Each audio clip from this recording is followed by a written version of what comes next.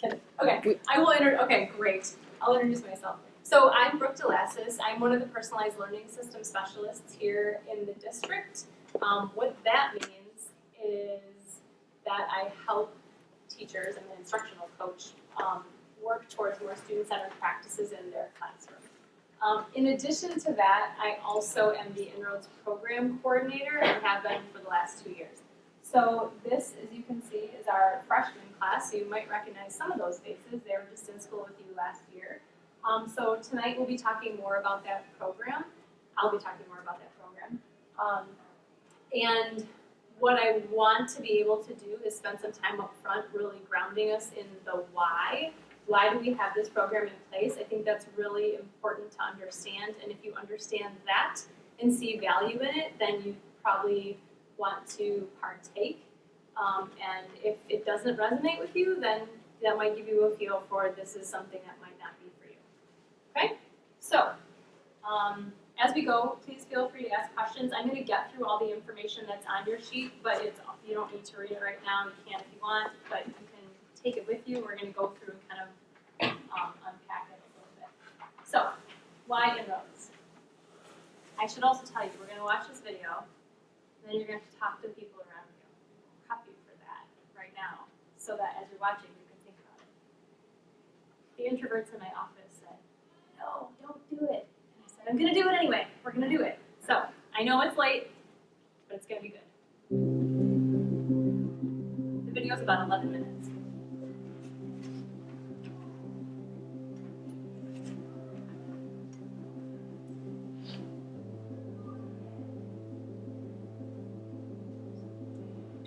What's a great example of a 21st century mind in action? I heard about a 25-year-old woman Scientists were born in Ethiopia now using satellites to predict drought. I really like that story about the car mechanic who developed the way it is. Our question prompted all these responses about amazing technological breakthroughs and innovations. And then we heard one story that opened a door to a new way of thinking. It's about an art professor in Los Angeles named Mary Beth, who was watching the news around the Ebola crisis in West Africa and thought, wait a second, these patients must be so scared and lonely, and the only humans they're seeing are covered in these huge imposing suits. In every report that I heard on the Ebola epidemic, they mentioned the frightening suits. I imagine what would it be like to be a patient to not see a person's face for days on end. I found myself almost saying out loud, why don't they put photos on the outside? Why don't they just put photos on? And finally, I thought, maybe I'm the one who's meant to do that. And we were so moved because the way Mary Beth's story unfolds shines a light on a larger shift we're seeing in the world. As technologies are rapidly changing how we do everything, certain skills are becoming less valuable, the need to memorize, perform routine tasks, and soon even the need to drive, while others are becoming more valuable. So what exactly are the skills that prepare us for a world that's constantly changing?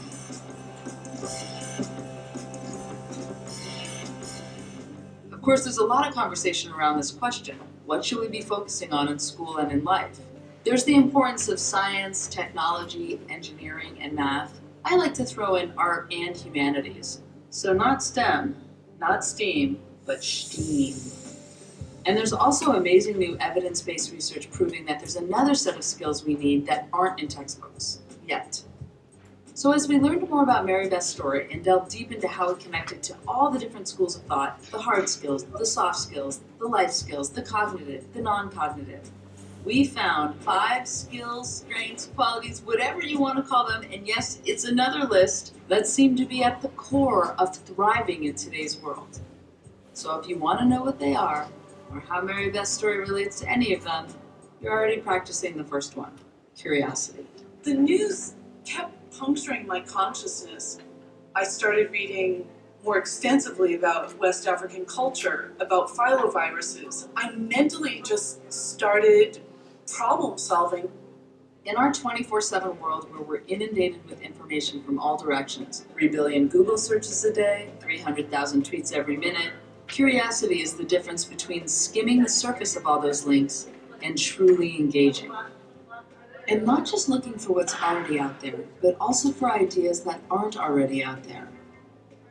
New research from UC Davis shows that when our curiosity is piqued, the brain activates regions associated with learning, memory, and even reward. It basically turns our minds into very happy sponges. And while there's a lot of fear out there that technologies are replacing what we do, our curiosity is one of the things that makes humans unique from machines, but not from animals. Machines follow rules very well, follow a designated pathway. But our minds are built to constantly adapt, to ask questions that create unexpected pathways, pathways that lead to even more curiosity.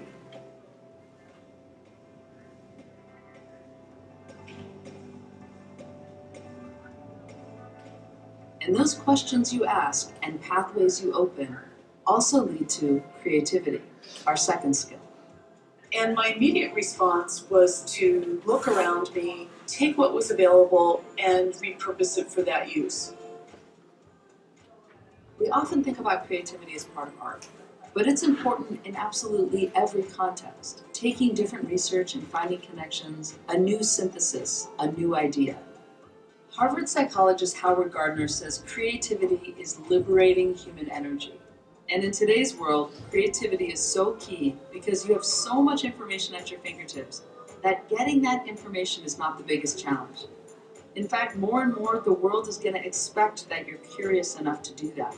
It's how you bring your own unique perspective to connect ideas in new ways that's going to differentiate you. Research now shows that some of your most creative thoughts happen when your mind is left to wander, when you daydream, exercise, even when you're doing the dishes. But no matter how many creative ideas you have to do something with them. Which brings us to the third skill we need in today's world, taking initiative. I wrote scores of letters to anybody that I could think of. Many responded positively, in fact, most responded positively. But getting someone to commit to partner was the most difficult part.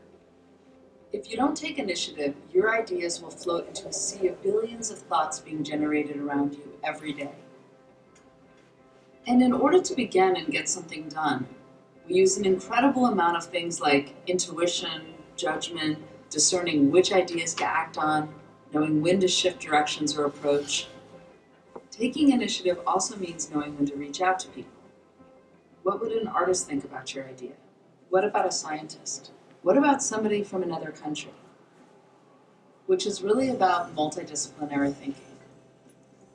I reached out to epidemiologists, doctors, public health, NGOs, even anthropologists asking, what do you think of this idea? How could I improve it? There's so much talk today about how we're distracted by multitasking, but what we really need to be doing more of is multi-asking. Across ages, races, genders, cultures, and disciplines. We think of the mind as private, and there's so much value in solo thinking. But there are also so many ways that the mind is public, this communal organ to communicate, to transfer ideas, and to collaborate. And collaborating, just like everything else about being human, can be messy. It takes understanding what you know and what you don't know. So the next time that you're collaborating, how can you make sure that your mind is really open to being changed? It really comes down to empathy. I imagine what it would be like to be a patient, to be taken away from your family, taken away by somebody wearing this frightening suit. And then there's the view from the healthcare worker's side. You have your human tool to have patients accept your care, gone. MIT researcher Rebecca Sachs suggests that this skill of sensing the motives and feelings of others really begins developing around the age of 5 and has the potential to grow stronger throughout life.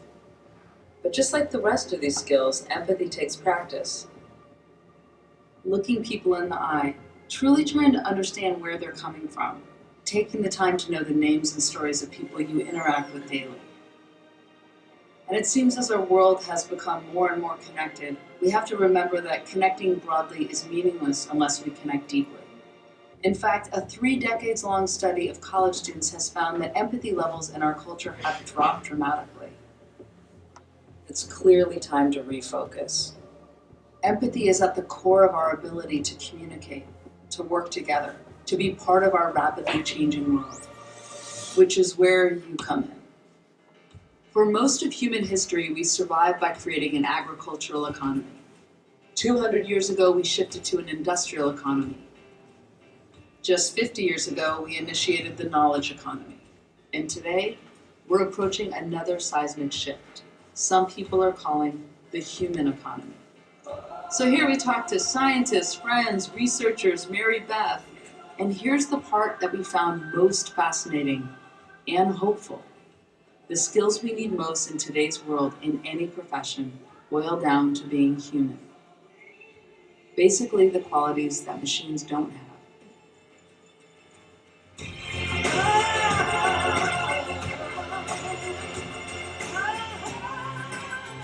Eventually, through hundreds of connections, obstacles, and breakthroughs, Mary Beth was introduced to a doctor in Liberia who landed her an official invitation to begin work in their Ebola clinics.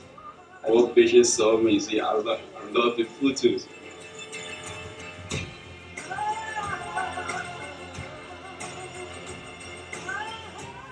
These skills have been the engine of innovation and survival since the beginning of civilization. But we've arrived at a time when your human skills are just as important as your knowledge. So what can you offer? Who's ready?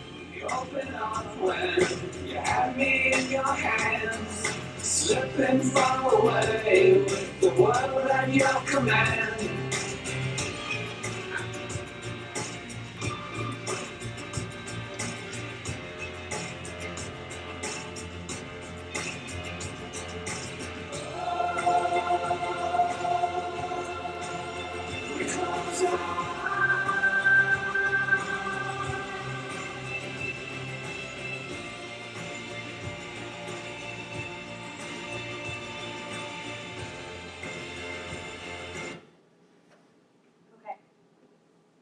So, take all of that in mind, and also I'd like you to think about these skills up here as well, which I'll give you a little more background on. This infographic comes from the World Economic Forum, from the Future of Jobs report, and what it's showing us is the top 10 skills that were evaluated in 2015 versus the projection for 2020. Which is actually before you guys graduate, which is crazy. Class of 22, right? Yeah. Okay. My son is class of 2030, and I'm like, this mom. So if we look, there's a couple things that have shifted, and I know you can look for yourself, but just to point out, creativity has jumped from 10 up to 3. Suddenly, emotional intelligence, which wasn't even on the radar, is on the radar. There's some other shifts that have happened as well, but as we see this list start to shift, and these are those top 10 skills, in conjunction with what you just saw in the video, I want you to have some conversations around this. What does this mean for education? So if those are the things that society is projecting that we're going to need in the future, what is the school's role in developing these skills and mindsets? And how should this impact the student's experience?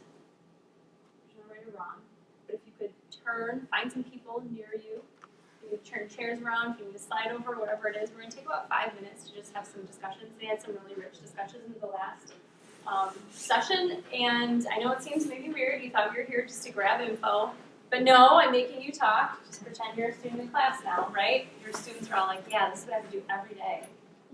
Feel my pain. Okay. I'll give you about 5 minutes.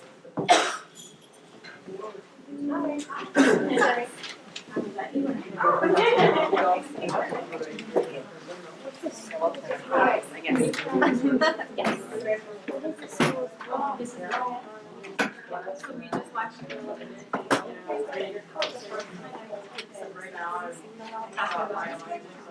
talking about I don't know.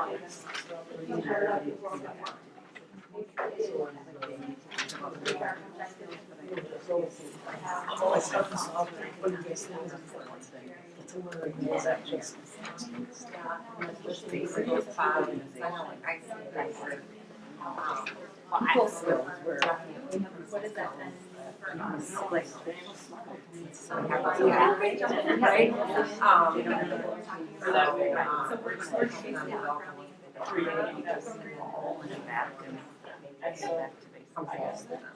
I think if they had like when we went to school, it was so very much memorization. You know, you just know stuff now that you're focusing on putting in your work life. yeah, I forgot to Giving mention the school, I think it's where they give the information on how to make themselves and put things together. Yeah. when you get it out into the world. Right. And Teachers not putting you think restrictions on when you give an assignment or project or something, but rather saying, what does this mean to you? Okay, show me, rather than them telling you what it's gonna look like. You have to do this, this, this, this, and everybody's kind of saying answers, rather leaving it open-ended, so now might go their own thought and creativity into it, and then thinking really differently. Okay. What stood out to them.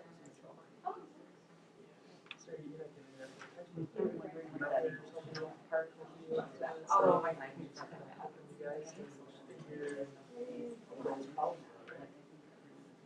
So is that more important than learning math or science or Yeah, they are. So you're the spokesperson, right? Yeah.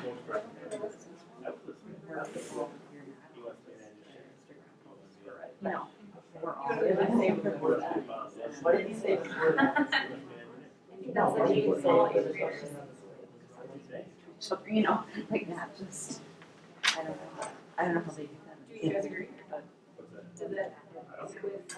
I No, know that's why that was. No, I mean, like, do you agree And it with wasn't those ideas in the emotional. video? Do you feel like that's where, is that what you guys are seeing? Oh, yeah. Or is that just behind their words? Yeah. I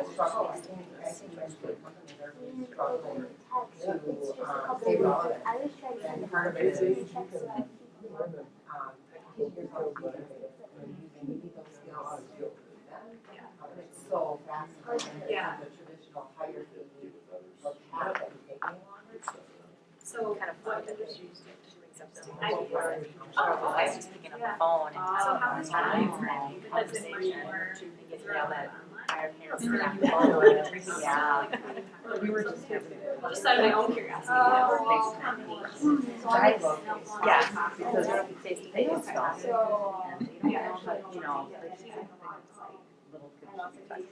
Because a lot of times they don't mean what they type. It's like, I don't know, or it doesn't come out, right?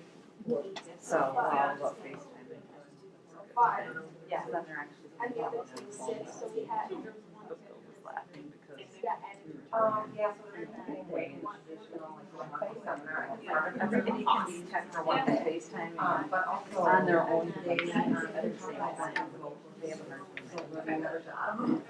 hard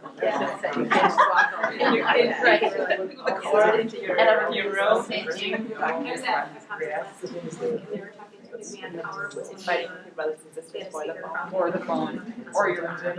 Yeah, it's nice to see that, I mean, it was an education conference, so it's hard to see social that and how, I mean, I know. Well, I said it's a work big day when we got a phone.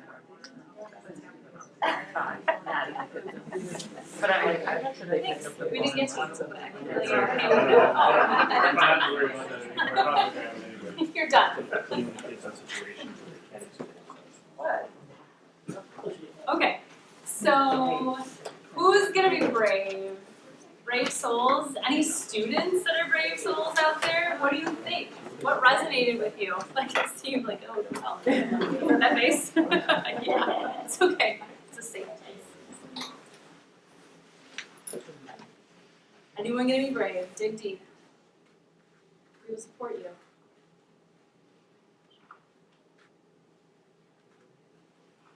No one? No one wants to talk about how they struck a chord? Is it the camera? It's the camera, isn't it? Or did you forget it was here until I told you it was there? Oh my bad. Okay, well then I will give you a couple things that I've heard, and then maybe people will feel like adding in. But I was discussing with these lovely women over here that they're feeling like this is what's happening at work, and the quickness, the speed with which you're having to learn something new or be trained in something new, and then also you said that things are flattening in terms of not being so hierarchical. Is that fair? Right, yeah. Anything you guys want to add to that? Yeah, I think innovation is really important, so, the skills about being creative, those sorts of things are really helpful. It's no longer a traditional path where the knowledge that you have, you can use throughout your entire career. You have to keep learning and doing new things, so it's adapting. For industries to stay relevant, everything's changing so quickly. Thank you for being brave. Anyone else? Add on? This is all my introverts in one room. Is that what this is? Okay. All right. I'll take you out of the. Oh yes. Yeah. So we were just saying, we were saying too, like, that to open it up in the classroom to, you know, this is the project, for example, but you guys do it the way you feel like to do it. Like, it's not all gonna look the same from, you know, person to person because you have your own ideas, very different creative thoughts that can come out and make the end product very different from one another, but you know, that they can all learn from each other's outcome from that project and maybe see a perspective that they would never come up with themselves. Thank you. So pulling it back to school and how we're starting to see some of that happen. Some voice and choice. I heard some future cities talk over here. Is that true? I won't force it. I like that. Okay. Part of that has to do with time. So, okay, great. All that's great, right? If this is an idea and we're working towards it, well, what does that look like in school? And this is where InRoads comes in. This is what our vision is. Igniting a love of learning that fosters confident, competent, flexible individuals ready to lead in an evolving world. And then the mission is create a supportive, challenging environment where students immerse themselves in experiential learning in order to leave school ready to lead and confident in their person, skill, and path. So how do we do that? That's what we're going to kind of run through right now. And so this is going to be much more of me talking, but please, if you have questions, just stop me. Some of the information is on your sheet as well, and we'll just kind of flow through this. So in terms of programmatic outcomes, there's a couple. So those skills that we heard referenced in there, those leadership skills, and we're actually using the Wisconsin Youth Leadership Certificate that has 14 different areas that the students are getting feedback on and working towards building up a portfolio over their time in the program. So over the 4 years they're in the program, they're working on those specific leadership skills in addition to academic and employability skills that we hit on.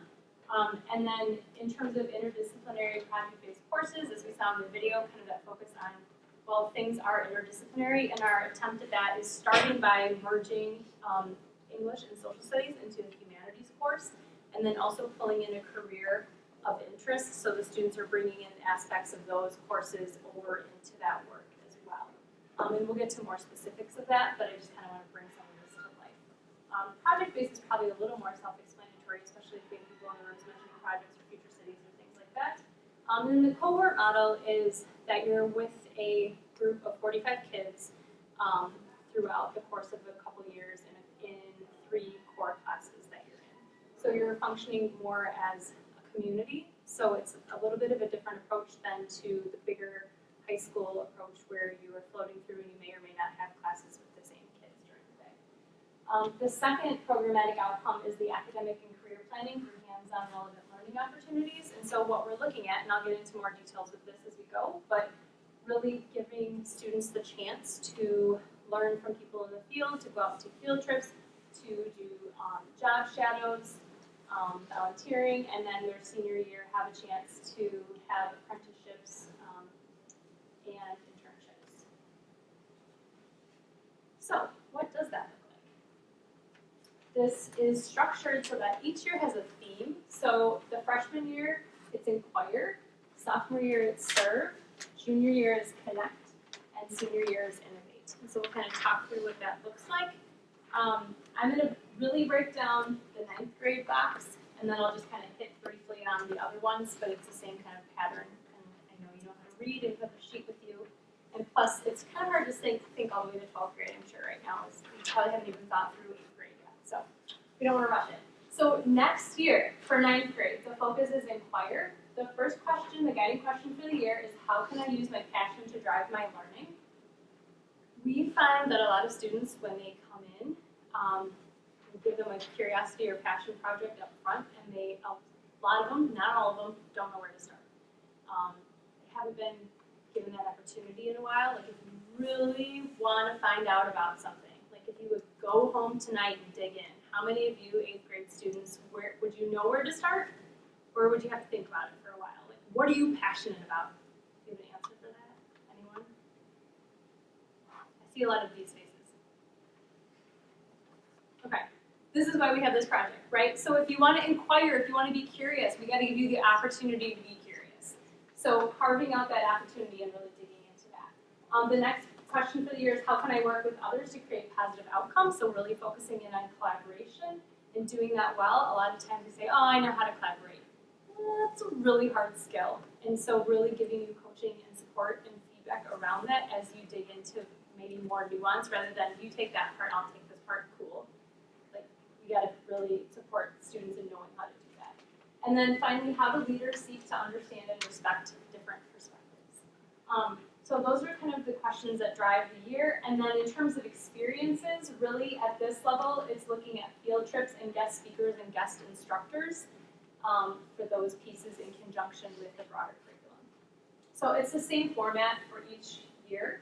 This one is about service, so we're also adding on service projects and some volunteering opportunities in the community. Junior year is really getting then out into the world, so connecting beyond the walls of school. This is an opportunity for job shadowing. Each student is set up with 3 different placements in different jobs, depending on what they're interested at the time, so they're shadowing those people to get a feel for their day. They have an opportunity to earn certifications as well.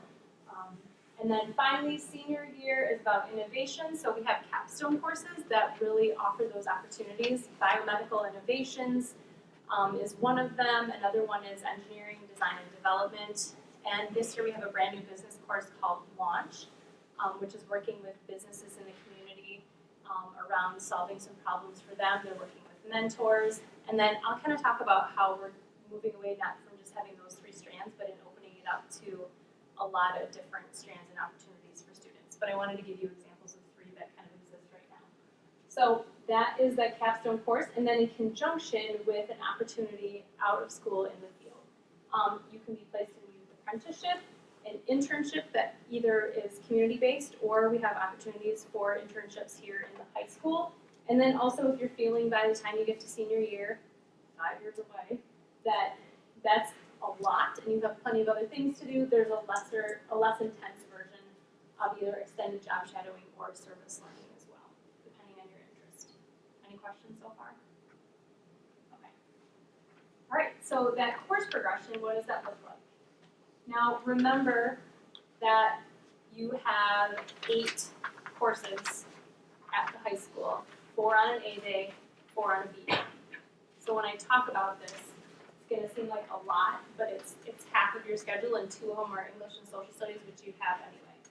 So your freshman year, you're in a cohort for this English and social studies, and then you have this seminar piece as well that you pick up, and then in addition you pick a career pathway and a course within that so that you're interested in. So have the counselors started talking to you guys maybe last year in 7th grade about areas of career interest? Maybe a yes or a no or a kinda. Okay, I'm seeing mostly this. So okay, they're going to talk to you even more about it. You'll be taking some other career interest surveys. And just to give you that background, right now our seniors, juniors, and sophomores entered the program in one of those 3 strands that I mentioned. So it was either picking biomedical, business, or engineering.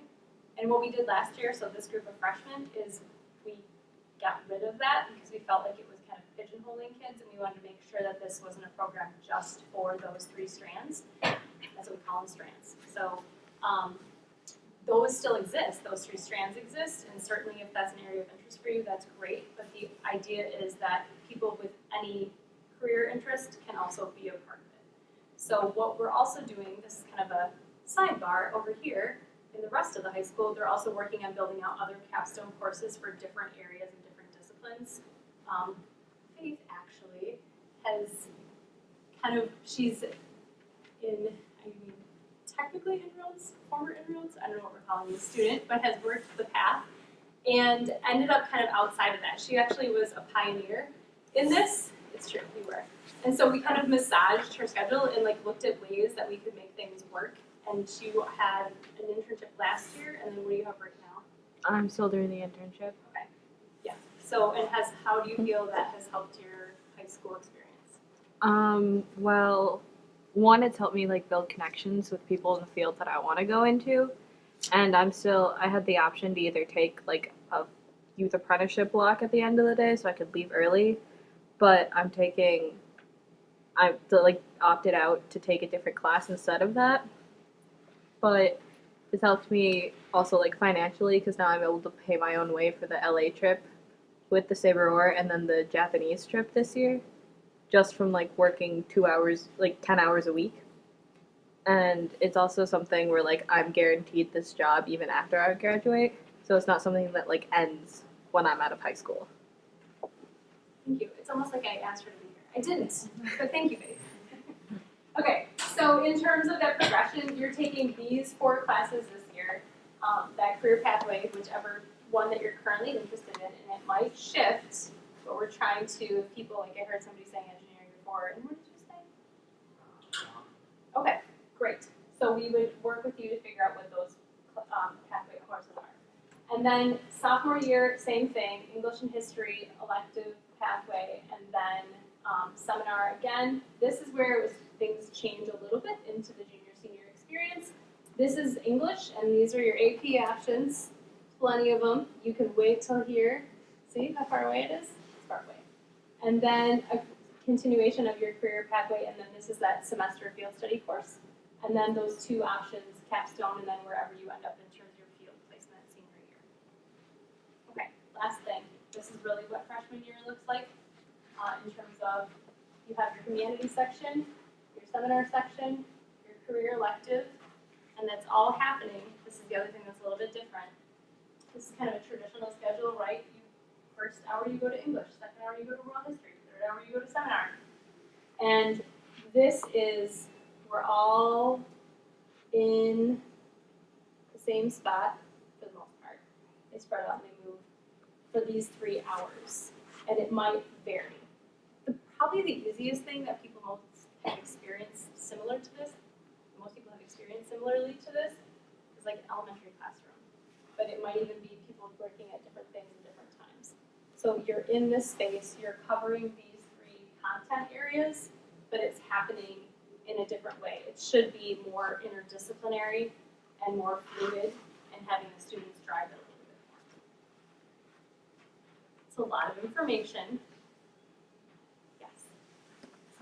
So what kind of, I don't know how to word this question, but who would this not be a good idea for? What makes this a, suitable program for one and not another? Yeah, that's a great question. Okay, so my bias is it's great for everyone. However, I think that kids who have struggled more going in, the ones that have a hard time shifting into this, are ones who like to be told what to do. So it's like, I just want you to tell me what to do, and I'm going to do it, check it off my list, and be done with it. Those are the kids who tend to struggle more. Just because there's nothing wrong with that. It's just that I think, back to that curiosity in the video, and I think the reason I said it's good for everyone is I do believe that those outcomes are the same things we're pushing for everybody, but I think it's a harder shift for some students. So the ones that tend to struggle are the ones that are like, you tell me to do X, Y, and Z, I will do X, Y, and Z, and I will kind of move on to that next thing. Do you have to do this freshman year? Can you also decide sophomore year to go into We don't have that ability right now because of that. So really, this freshman year ends up being a big transition year. It's a tough shift, I think, for no no one's fault, but our system is kind of set up right now in a way that's much more teacher-centered, and this ends up being a lot more student-centered, and so getting kids to transition into that and understand that. Really what we're after is like you're learning to be driving your work versus like just the grades and feeling you have to do everything for a grade. And that's a big shift because that's talking about intrinsic motivation versus just extrinsic motivation and really getting at like student agency. The goal is like you're all going to graduate from high school, right? And we're going to put you out into the world of work, or we're going to put you in college, or you're going to put yourselves there. And we, you know, instead of like getting to college and being like, whoa, what do I do? I'm just going to sleep for a while, like, and not go to class and not do my homework. How can we start to release that responsibility sooner and build up that agency in students so they feel really confident when they graduate and like they know what they're doing and they can own that? I don't know if that makes sense. You go into InRoads not knowing what direction you want to go in. Sure. You know, like if you got into theater and you Yeah. don't know exactly where. I actually had a conversation with a student this morning. That's kind of why I brought up faith too, because I feel like, what did you start with? I started in the biomedical field, and then I switched to the digital arts and design, and then I ended up like, because that one like ended my sophomore year, so I ended up staying in, but I was like outside of everything. At 8 p.m., the inaugural Pathways to Your Future night will be ended.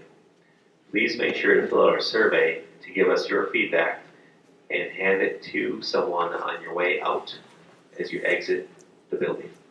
Again, at 8 p.m., Pathways to Your Future will be over. Please make sure you give us your feedback.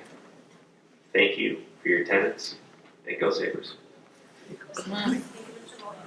I'm just gonna keep pushing the button just so they see pictures while we talk. Can you repeat that? Yeah, and if you need to go, I totally get it. Thank you. And if you want to stay and hear more questions, great. I was just saying, we don't know exactly what direction you wanted to go.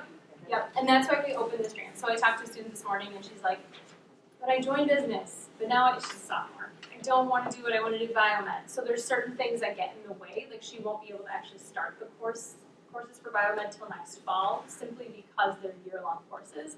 But in the meantime, she can talk with her counselor and look at what she wants to do for next semester. So really, we're trying to help kids navigate that as well. So this idea that like, if you're going to pay for college, it's probably good to have some idea of what the better fit is for you by knowing what you're interested in. So how can we front load some of that discovery? And also that was the reason we took the Strandsway, so that we didn't feel like, well, nope, you're just here. And if you're not here, then you're not here. Then you're not with us. So it should be exploratory. Yes? So what's the advantage of doing InRoads? You're also like a plant. We have a lot of plants in this audience. I think they are what we saw in the video a little bit, and really getting into you being able to own your learning and feeling like you have the skill set to do that. So in conjunction with